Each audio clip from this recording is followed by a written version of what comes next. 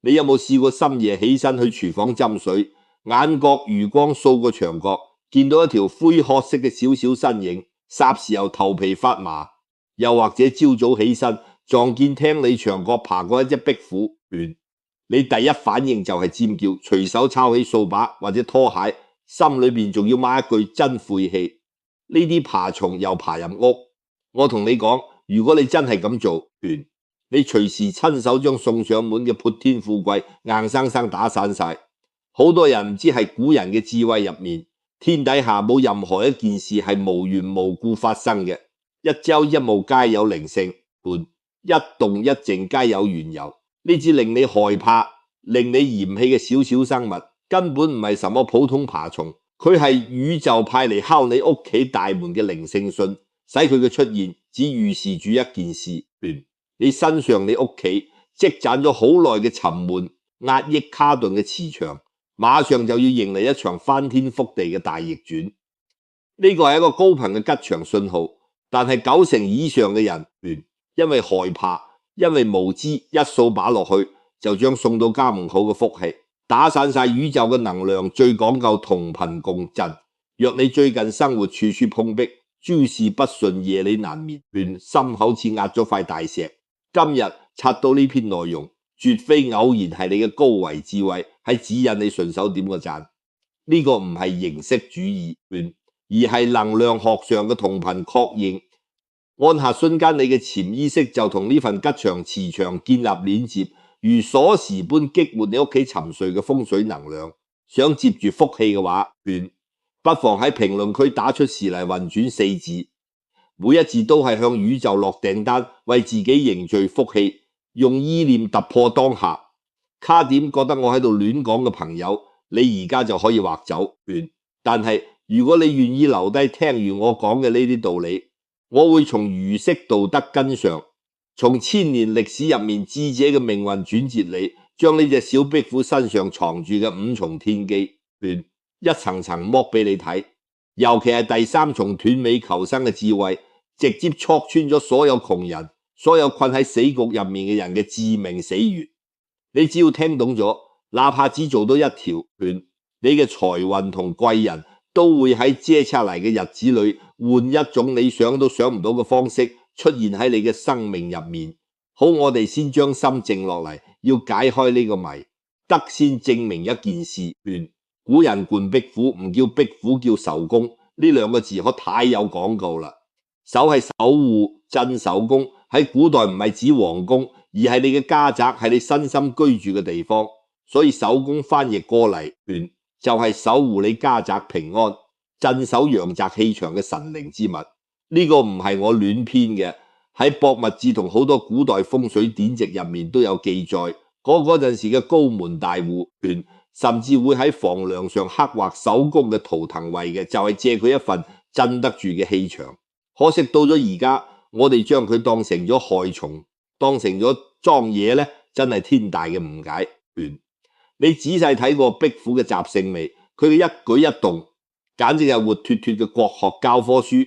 第一，佢晝伏夜出，日頭你從來見唔到佢出嚟亂逛，佢唔同你爭地盤，唔礙你嘅眼，唔嘈不鬧。等到夜深人靜、陰氣濁氣下沉嘅時候，佢先至悄無聲息咁出嚟活動。呢種作息暗合咗道家之白手刻嘅智慧，喺光明顯眼嘅地方收斂鋒芒，喺無人看見嘅暗處默默蓄力。第二，佢唔搞破壞，佢唔似老鼠咬爛你嘅櫃桶，唔似曱甴爬過你嘅飯碗，佢就靜靜咁待喺牆角，有時候成晚都喐都唔喐。你知唔知佢喺度做乜？佢喺度數住嗰個位置嘅安定，佢唔喐，嗰個角落嘅能量就唔會亂。第三，佢專吃污穢之物，佢食嘅係乜？蚊子、蒼蠅、飛蛾。喺能量學入面，呢啲蚊蟲飛蛾就喺屋企入面陰氣、濁氣、病氣嘅化身，佢哋嗡嗡亂飛，擾亂你嘅心神，污染你嘅氣場。而壁虎趴喺牆上就係用佢嘅生命替你清理屋企入面睇唔見嘅能量垃圾。一隻壁虎一晚可以食幾十隻蚊子，你諗下佢幫你擋咗幾多煩惱？呢種作風，完美契合咗儒家講嘅君子敏於事而慎於言。佢做最實在嘅事，守護你嘅屋企，守護你嘅安寧，但係從嚟唔向你邀功，甚至唔讓你發現佢嘅存在。佢唔需要你餵食，唔需要你多謝，佢只係喺做自己該做嘅事。反過嚟睇下，我哋現代人做咗芝麻綠豆大嘅事，就恨不得全世界都知，發朋友圈求讚。做件好事就要拍片放上網，結果呢，招來嘅唔係尊重，而係知道同埋小人。壁虎教你嘅第一課就係喺你未有足夠實力、未到成熟時機之前，要學識好似佢一樣喺黑暗入面默默蓄力唔張揚，先至係最大嘅安全。不露鋒芒，先至可以躲過嗰啲無妄之災。你諗下你身邊嗰啲真正有錢、真正有本事嘅人，有幾個係日日喺朋友圈晒呢樣嗰樣？真正嘅高人都好似壁虎一樣，趴喺你睇唔見嘅角落入面，悶聲發大財。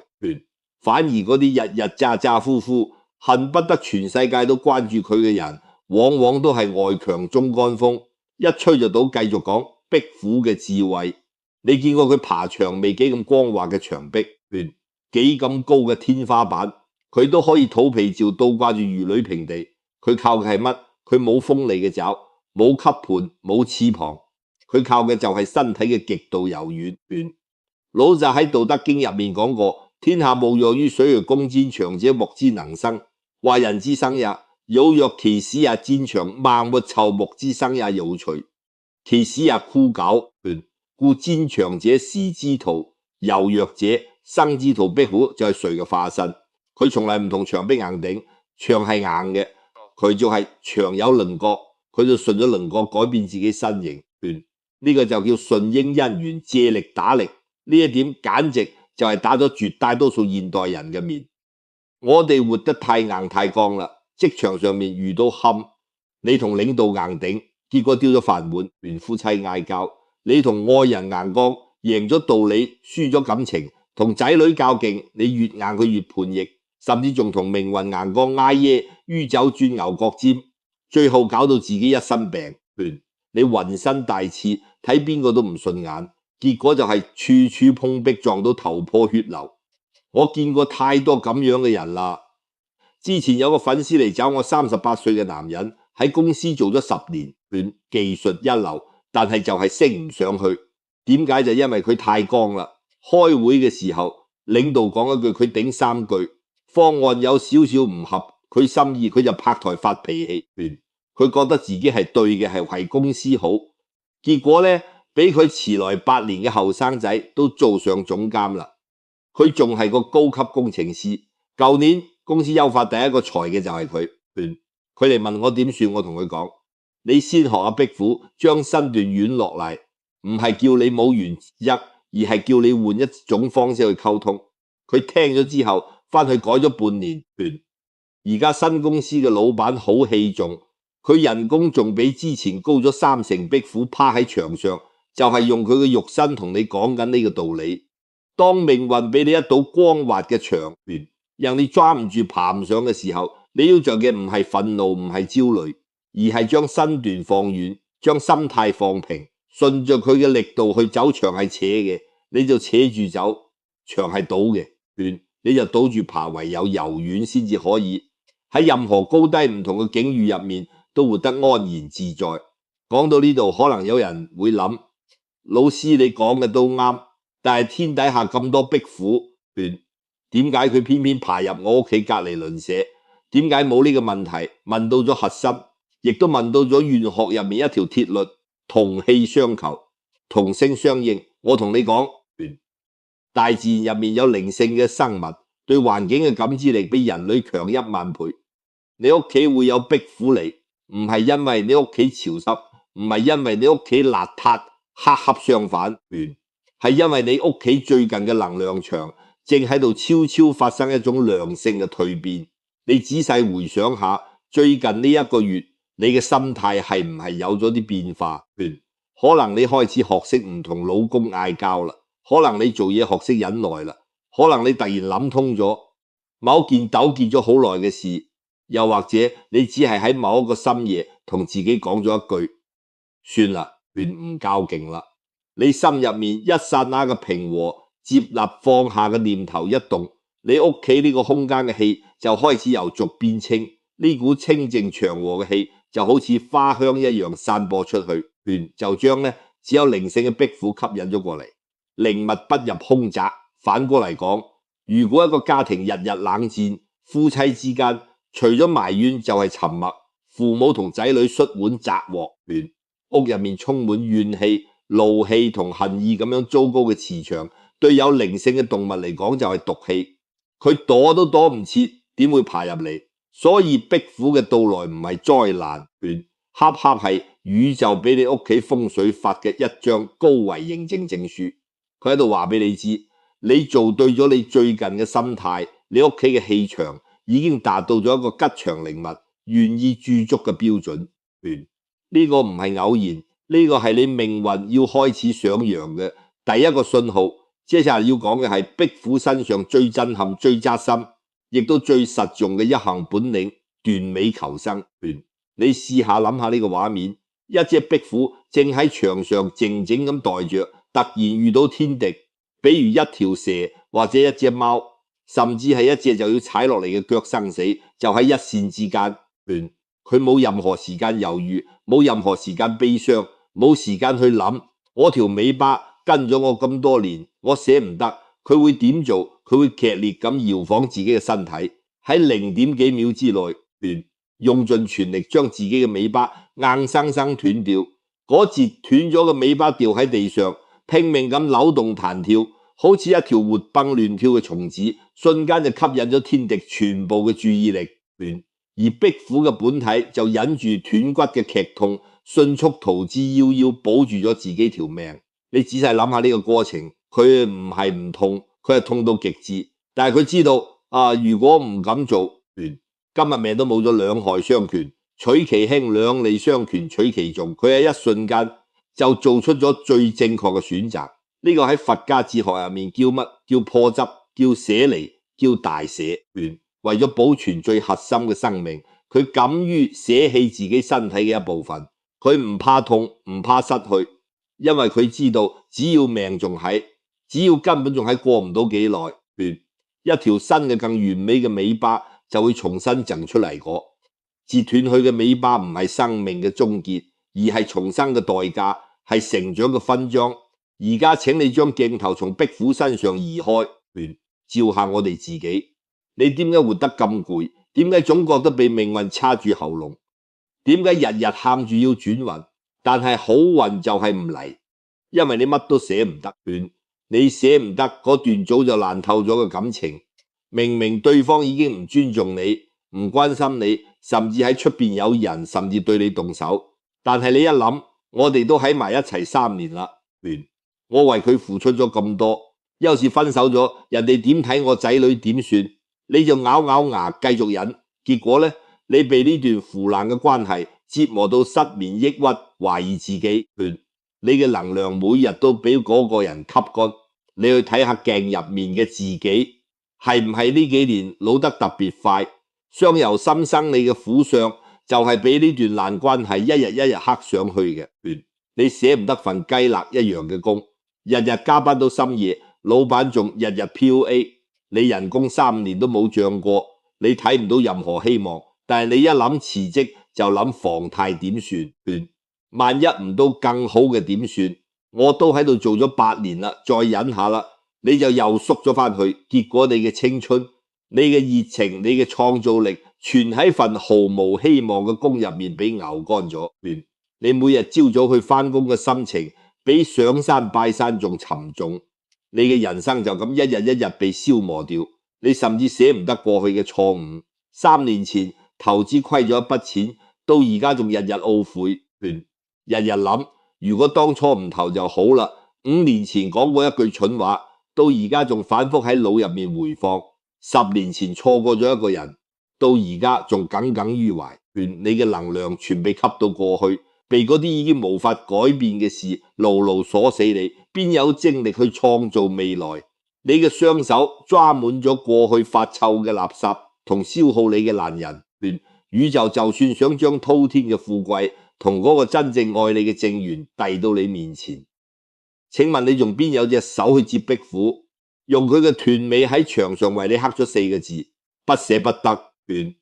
不捨舊尾巴就長唔出新尾巴，不捨爛感情就等唔到真緣分，不捨垃圾工就遇唔到好平台，亦不捨過去嘅錯就睇唔到未來嘅路。我再講得狠啲，好多人之所以窮，唔係因為命唔好，係因為佢太貪啦。呢個貪唔係貪錢係貪多，乜都想要，乜都唔肯刁難人，想留咗備用難事，想等就反轉，爛心情想等佢自己好結果呢，爛人爛事爛心情撈埋一齊，將你嘅磁場搞到一團糟。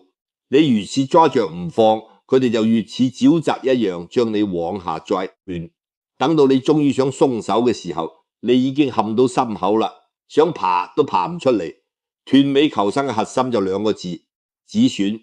不管之前投入咗幾多，只要呢樣嘢而家喺度消耗你，喺度往下追你，你就即刻斷，即刻走，1秒都唔好猶豫。你唔好去諗，我已經花咗3年時間啦。你越諗呢個斷，你就越會再花3年沉沒成本，唔係成本，佢只係你已經輸掉嘅賭注。你只有贏咗呢一局，先至有機會去下一局贏翻嚟。如果你覺得斷尾只係動物嘅求生本能，咁你就太睇小天道啦。你去翻下中華5000年歷史嗰啲，真正笑到最後福澤子孫嘅大智者，個個都係斷尾嘅高手。第一個就係范蠡，佢幫越王嗰個柯生特滅咗吳國所功高蓋世，按道理應該享受榮華富貴、封侯拜相、金銀財寶萬人之上。但係范蠡喺人生最巔峰嘅時候，敏銳咁察覺到勾踐呢個人可以共患難，可以共富貴。佢做咗一個所有人都睇唔懂嘅決定，斷尾。佢連夜辭掉宰相之位，散卒財，帶着卑詩一葉扁舟，消失喺太湖嘅煙波入面。當時所有都覺得佢封咗咁大嘅官，話唔要就唔要咁多嘅錢，話散就散。結果咧，佢唔單止保住咗條命，仲改咗個名叫陶朱公，3次經商成為首富，又3次散盡家財俾窮人，瀟瀟灑灑活咗一輩子，俾後人尊為財神。而嗰啲捨唔得權力，賴喺朝堂上唔走嘅同事，比如文種係一把刺死嘅寶劍，一個斷尾求生，一個斷頭求死，差別就喺一念之間。范蠡斷嘅係尾巴，保嘅係命；文種保嘅係把刀，係命。第二個就係漢初嘅張良，劉邦打下天下，大封功臣，所有人都爭住搶住要最大嘅封地、最多嘅黃金、最肥嘅差事。只有張良主動向劉邦請求：我唔要萬戶侯，你將嗰個最窮最偏僻嘅劉縣俾我就得啦。我想去修道學仙。佢又一次完美咁斷咗尾。結果咧，韓信被殺，蕭何被落獄，嗰啲爭功爭地嘅功臣冇幾個有好下場，只有張良得以善終。佢嘅智慧同謀略被寫成兵書，流傳千古，福澤後代。第3個就係清朝嘅曾國藩，佢平定太平天國之後，手握幾十萬湘軍，功高震主，換做一班人早就飄飄然啦，覺得自己係天下第一功臣。但係曾國藩做咗乜？佢主動向朝廷請求裁撤湘軍，將自己嘅兵權交出去。佢知道手裏住咁多兵，皇帝夜晚都瞓唔好覺，與其等皇帝嚟收拾你，不如自己先斷咗呢條尾巴。結果呢，佢保存咗自己同成個家族，成為晚清中興名臣入面唯一善終嘅人。曾氏家族到而家都興旺不衰。古人早就將呢個天道規律總結成8個字：亢龍有悔，月滿則虧。天底下冇永遠唔謝嘅花，亦都冇永遠圓滿嘅月亮。你死死抓着唔放嘅，恰恰就係最後將你拖落深淵嘅真正嘅強大。唔係你擁有咗幾多，而係你敢於主動放棄幾多。懂得喺頂峰時退讓，喺危機時割肉，喺錯誤時認輸嘅人，先係掌握咗命運主動權嘅頂級玩家。所謂嘅斷尾，從來都唔係失敗，而係為咗下一次更完美嘅重生，喺度蓄力好。我哋再睇下壁虎嘅另一個神蹟，倒掛天花板。你諗下，佢肚皮朝天，就靠4隻細細嘅爪恰附喺光滑嘅表面上，唔單止唔會掉下嚟，仲可以快速爬行。科學解釋話，呢個叫范德華力，係佢腳掌上幾億根微絨毛產生嘅分子引力。但係單從玄學同修行嘅角度睇，呢個就叫極致嘅專注力。你睇壁虎喺牆上經常一趴就係幾個鐘頭，喐都唔喐。你千祈唔好以為佢喺度偷懶，喺度瞓覺，佢喺度修訂佢嘅身體完全靜止，但係佢嘅覺察力已經拉到最滿。周圍空氣入面，哪怕有一隻蚊子扇動翅膀，哪怕有一絲微弱嘅氣流變化，都逃唔過佢嘅感知。一旦鎖定目標，就係雷霆一擊，百發百中。呢個就叫靜如處子，動如脫兔。我見過好多成功嘅企業家、頂尖嘅運動員、厲害嘅藝術家，佢哋身上都有一個共同嘅特質定，佢哋可以喺嘈雜嘅環境入面瞬間靜落嚟，可以喺巨大嘅壓力之下保持內心平穩，可以喺所有人都慌嘅時候做出最冷靜嘅判斷。呢種能力唔係天生嘅，係修出嚟嘅。反過嚟睇下而家嘅我哋，你係唔係每日一睜眼就攞起手機，被短視頻碎片化信息轟炸到頭昏腦脹？做嘢嘅時候想刷朋友圈，讀書嘅時候想覆微信，陪仔女嘅時候仲掛住股票，食飯嘅時候仲喺睇劇。你嘅心係散嘅，氣係浮嘅，能量被切割成無數個碎片，每一塊都極其微弱。你就好似一部同時開咗幾十個程序嘅電腦，每一個程序都喺度轉，但係邊個都轉唔動，最後直接死機。一個冇定力嘅人係生唔出智慧嘅。你做任何事都想熟成上一夜暴富，今日跑步，聽日就想瘦；今日念佛，聽日就想發財；今日學個技能，聽日就想升職加薪。結果就係3日打魚2日曬網，一地雞毛，焦慮不堪。你日日處於咁樣躁動嘅狀態入面，你嘅心就好似一潭被攪勻嘅泥水，你乜都睇唔清，你睇唔到商機，睇唔到危險，甚至睇唔到自己嘅心喺度諗乜。你只可以每日喺焦慮入面殺枝藤，煩惱越嚟越重，身體亦都越嚟越差。壁虎趴喺牆上，就係用佢嘅肉身同你開示修定，係叫你走去寺廟關埋門打坐，亦都唔係叫你乜都唔做光等咗，而係叫你喺紛繁複雜嘅紅塵世界入面找到一件對嘅事，然後好似佢趴喺牆上一樣，心無旁騖咁扎落去。外界點變點亂，嗰係外界嘅事，只要你嘅內心唔亂，嗰啲唔好嘅變化就永遠傷唔到你。你頂得住你嘅智慧同福報，自然就會好似泉水一樣，源源不斷咁湧出嚟。佢倒掛喺空中，完全唔睇周圍，唔羨慕天上飛嘅雀，唔知道地上跑嘅蟲，更唔怕自己會掉下去。佢只專注於當下嘅每一步，每一隻腳趾嘅抓力。佢爬行嘅時候絕對唔會分神諗聽日去邊度抓蒼蠅，又或者隔籬嗰隻壁虎係唔係比我過得好。佢就活喺當下，全然咁徹底咁活喺當下。你如果都可以咁樣將羨慕人哋嘅目光收翻嚟，將焦慮未來嘅心放落嚟，將後悔過去嘅情緒忍掉，就受咗你嗰行嗰門技能，嗰個家庭一步一個腳印將佢做到極致。你唔需要俾人快，你只需要俾人耐生年。5年之後，當你驀然回首，你會發現自己早喺不知不覺之中脫胎換骨。總有一日，你都可以喺自己嘅人生低谷入面上演一出逆天改命倒掛乾坤嘅好戲。接下嚟係壁虎嘅第5重智慧。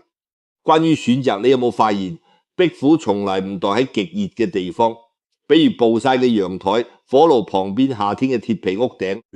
佢亦都從來唔待喺極寒極陰嘅地方，比如陰暗潮濕嘅地下室、長滿青苔嘅水溝邊、常年唔見光嘅背陰處。佢永遠待喺溫潤通風、氣流最柔和嘅地方，亦即係陰陽交泰、唔冷唔熱嘅中間地帶。呢個觀察太重要啦。壁虎用佢嘅棲息地選擇，同我哋上咗堂生動嘅生存智慧課。佢唔去極端嘅環境，因為極端嘅意味嘅風險，太熱會脫水，太冷會凍角，太燥會北惡，太陰熱去嗰個乾涸好嘅地方。呢一點完美契合咗儒家研究咗千年嘅最高智慧。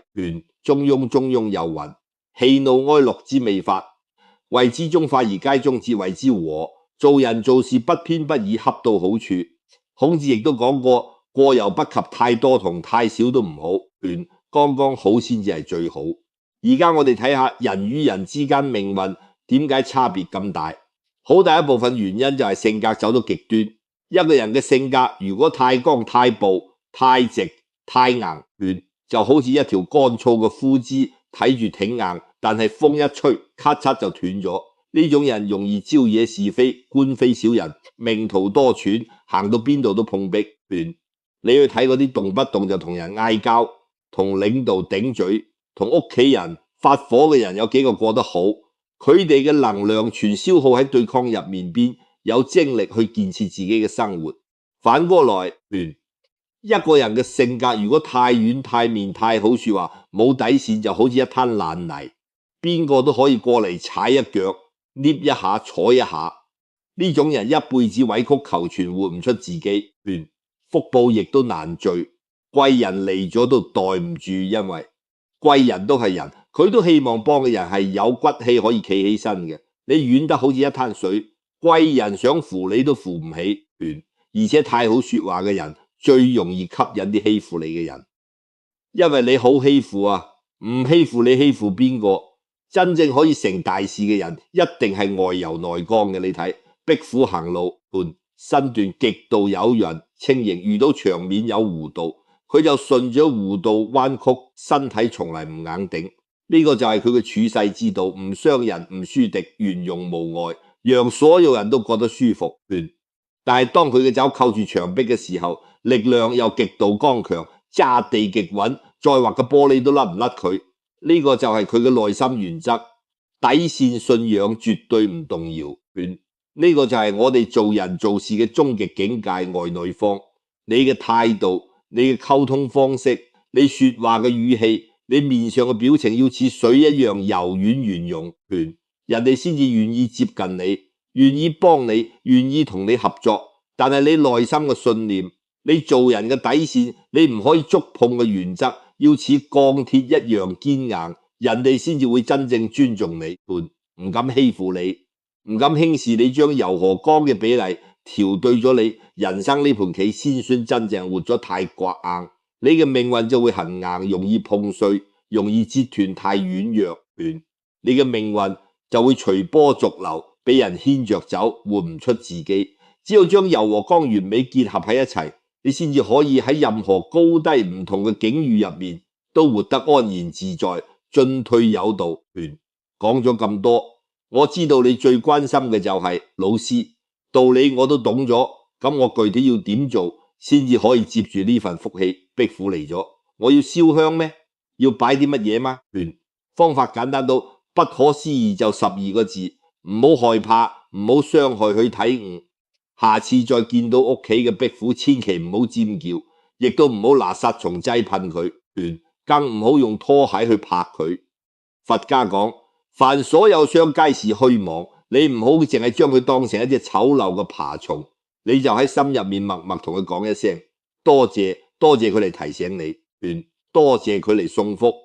然後反觀自身，問自己5個問題，呢5個問題就係佢帶嚟嘅5重天機，亦都係你每日嘅改運功課。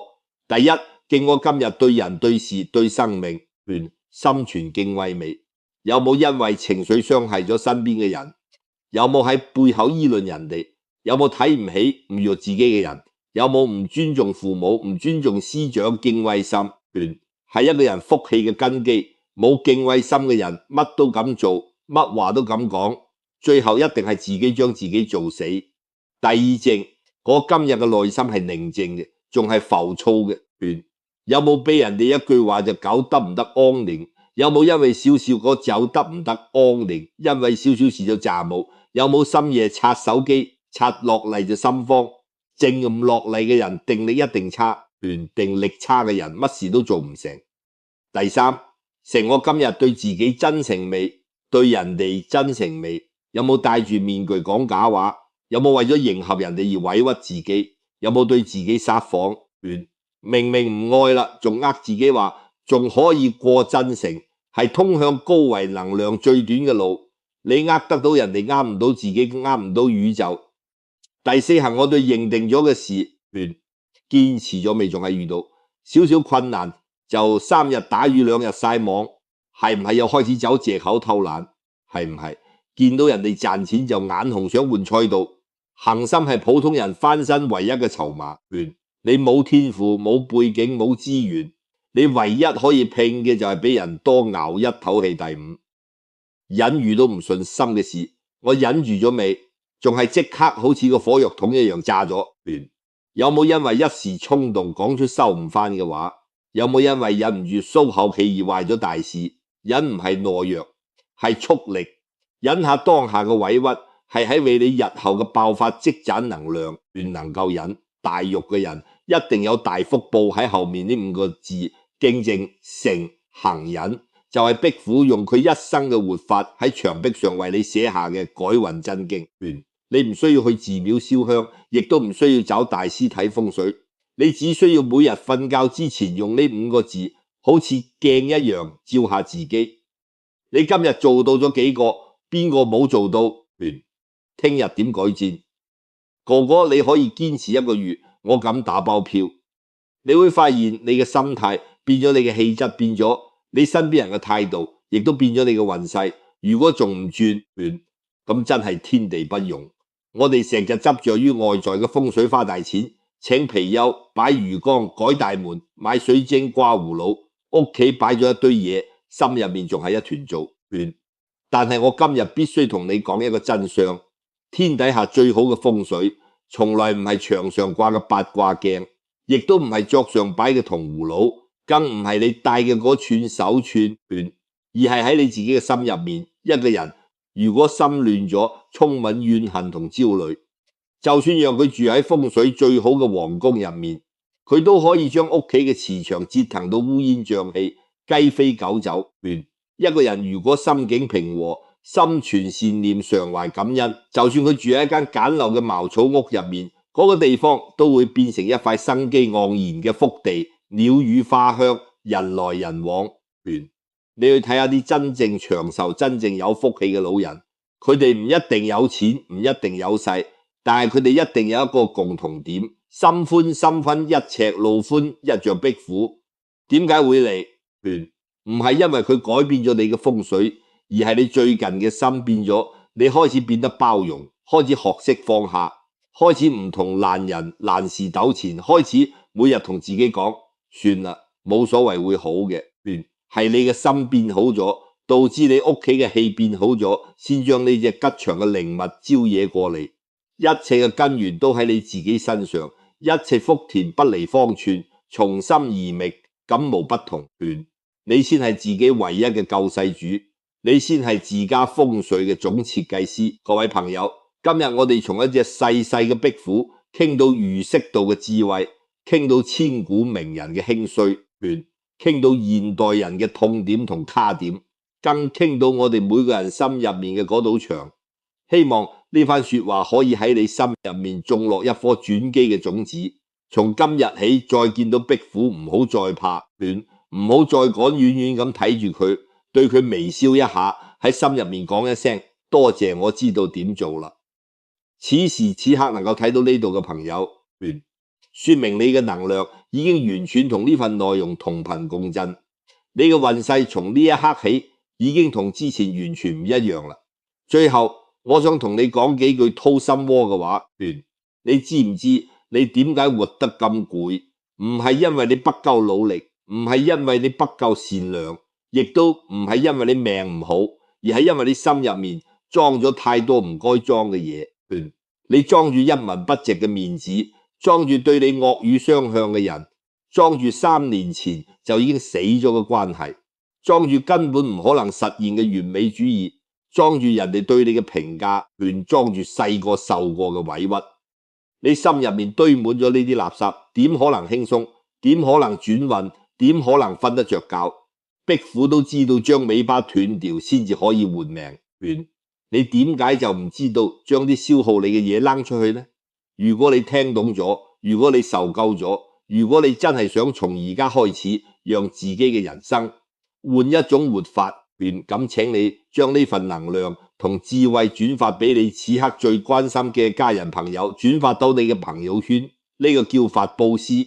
你將呢份能量同智慧傳遞出去，佢會喺你睇唔見嘅地方加倍、10倍、100倍咁回流翻你身上。呢個係鐵律千年不變。再同你講，最後一句就係自助者，度度覺悟人，冇人可以替你轉運，除咗你自己。願你從今日開始守住善念，守住初心，喺你自己嘅道路上好似手工一樣行得穩當，活得自在。我等住你嚟報喜。